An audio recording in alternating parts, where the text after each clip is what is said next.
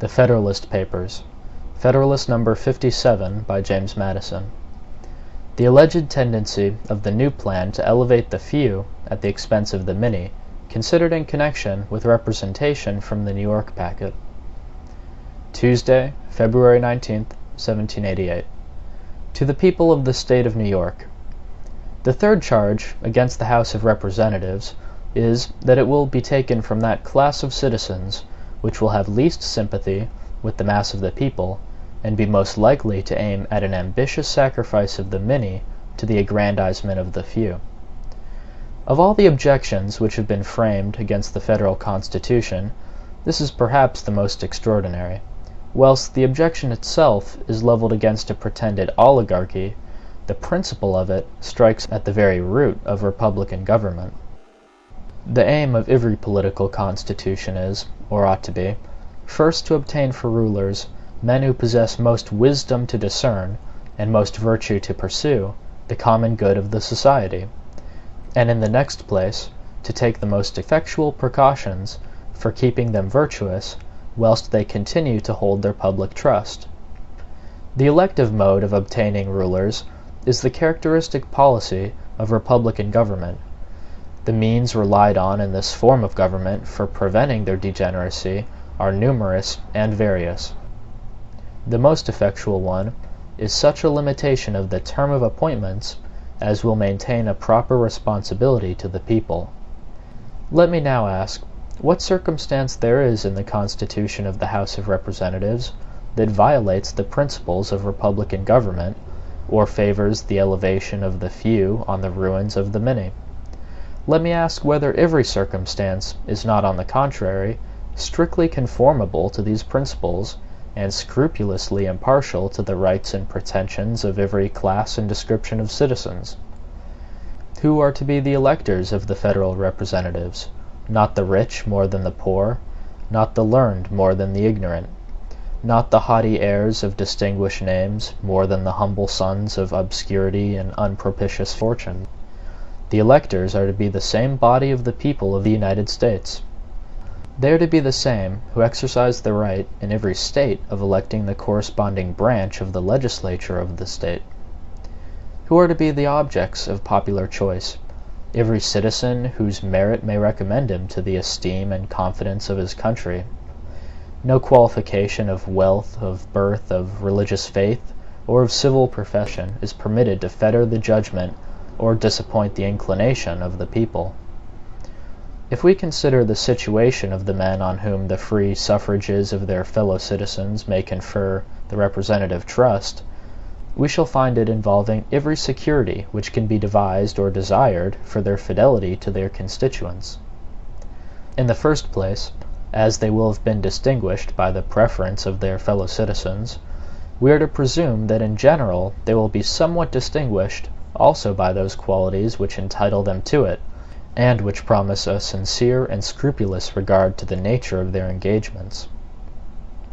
In the second place, they will enter into the public service under circumstances which cannot fail to produce a temporary affection at least to their constituents.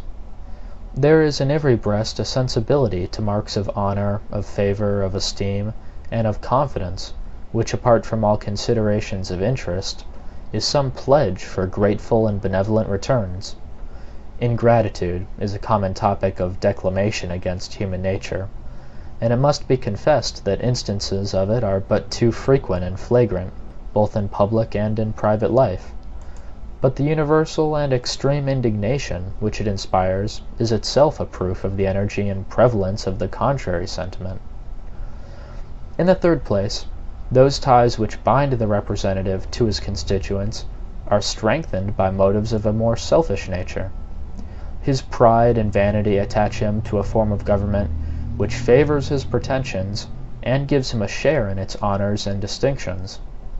Whatever hopes or projects might be entertained by a few aspiring characters, it must generally happen that a great proportion of the men deriving their advancement from their influence with the people would have more to hope from a preservation of the favor than from innovations in the government subversive of the authority of the people.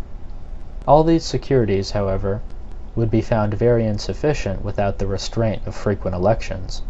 Hence, in the fourth place, the House of Representatives is so constituted as to support in the members a habitual recollection of their dependence on the people.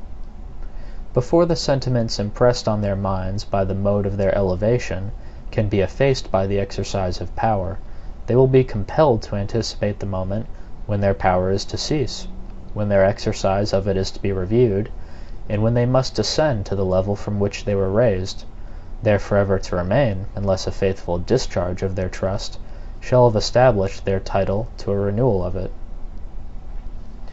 I will add, as a fifth circumstance in the situation of the House of Representatives, restraining them from oppressive measures, that they can make no law which will not have its full operation on themselves and their friends, as well as on the great mass of the society.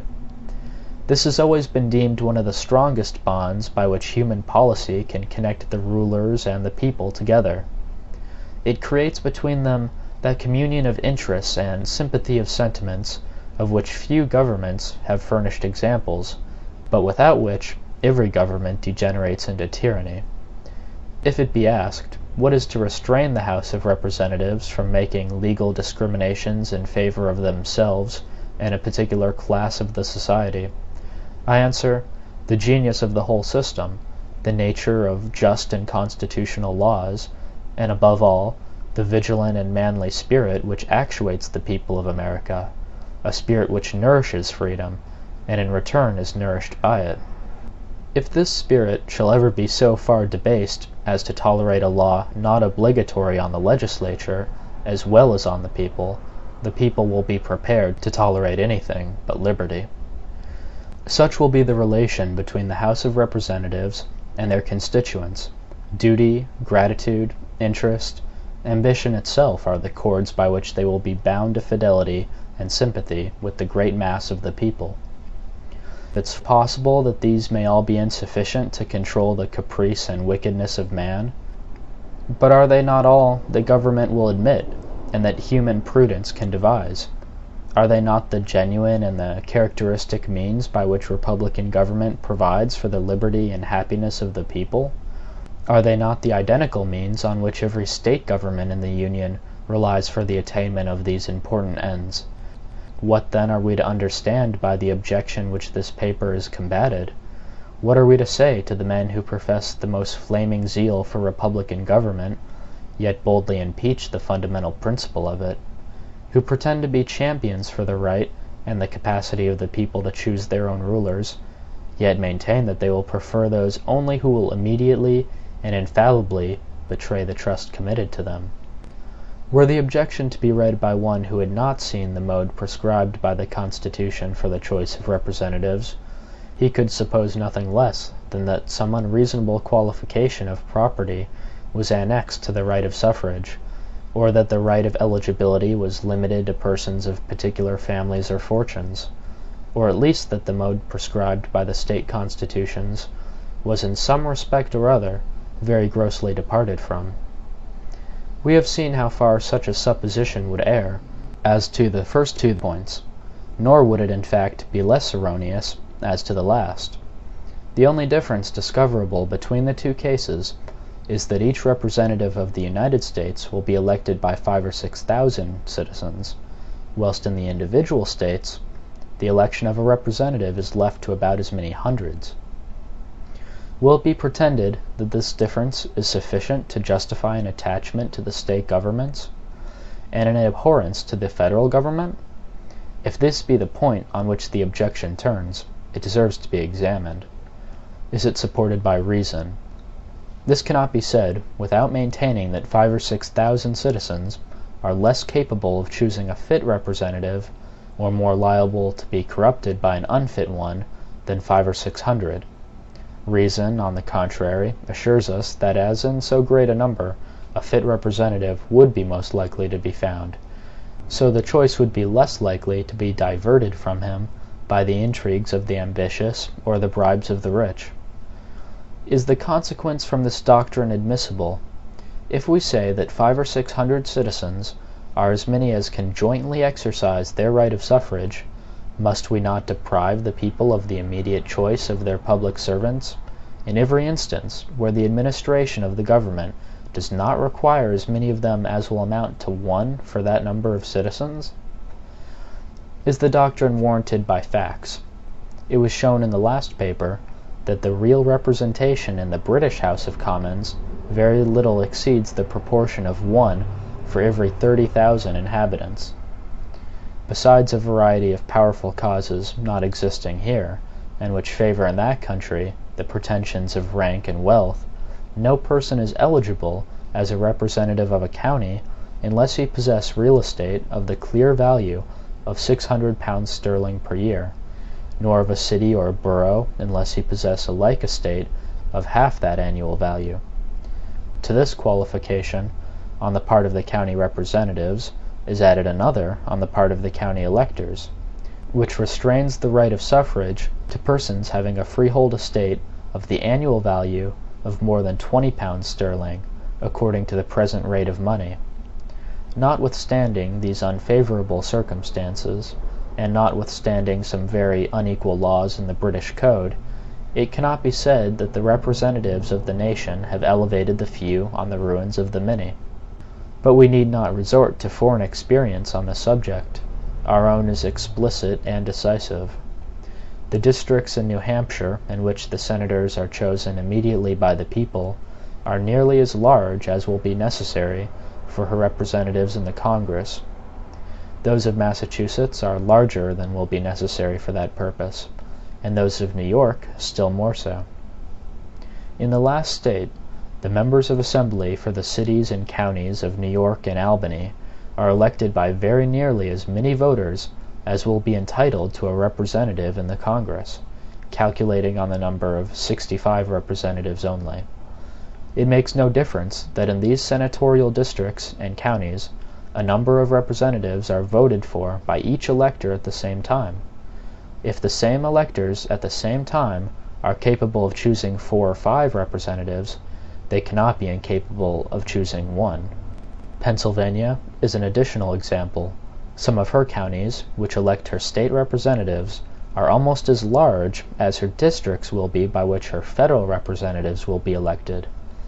The city of Philadelphia is supposed to contain between 50 and 60,000 souls. It will therefore form nearly 2 districts for the choice of federal representatives. It forms, however, but 1 county, in which every elector votes for each of its representatives in the state legislature, and what may appear to be still more directly to our purpose, the whole city actually elects a single member for the executive council. This is the case in all the other counties of the state. Are not these facts the most satisfactory proofs of the fallacy which has been employed against the branch of the federal government under consideration? Has it appeared on trial that the senators of New Hampshire, Massachusetts, and New York, or the executive council of Pennsylvania, or the members of the Assembly in the last 2 states, have betrayed any peculiar disposition to sacrifice the many to the few, or are in any respect less worthy of their places than the representatives and magistrates appointed in other states by very small divisions of the people? But there are cases of a stronger complexion than any which I have yet quoted. One branch of the legislature of Connecticut is so constituted that each member of it is elected by the whole state. So is the governor of that state, of Massachusetts, and of this state, and the president of New Hampshire. I leave every man to decide whether the result of any one of these experiments can be said to countenance a suspicion that a diffusive mode of choosing representatives of the people tends to elevate traitors and to undermine the public liberty. Publius. End of Federalist Number 57.